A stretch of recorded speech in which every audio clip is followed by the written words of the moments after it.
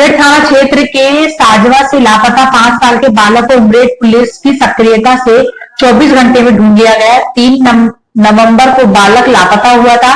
4 नवंबर को पुलिस में रिपोर्ट कराई गई। मंगलवार 5 नवंबर को पुलिस ने खोए बालक को तलाश कर उसके माता पिता को सौंप दिया। प्रार्थया श्याम बती पति संतराम रेणुको नवासी उम्र 30 साल निवासी साजवा थाना उमरेठ ने रिपोर्ट लिखाई थी कि 3 नवंबर को प्रार्थया श्यामबती अपने बेटे रामदास उम्र 5 साल के साथ मढ़ई गई थी। मढ़ई में रामदास खो गया था। मंगलवार 5 नवंबर को मुखबिर सूचना प्राप्त हुई कि गुमशुदा रामदास ग्राम कोकट में दिखा है। गुमशुदा की मां श्यामबती व मामा दिनेश व स्टाफ आर नारायण सिंह उइके के साथ तलाश के लिए रवाना हुए। गुमशुदा बालक कोकल बस्ती में मिला।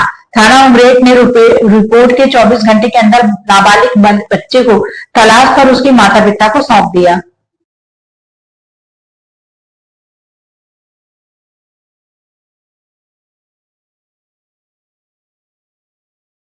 छिंदवाड़ा से न्यूज एससीपी भारत से संजय पहाड़ी की रिपोर्ट।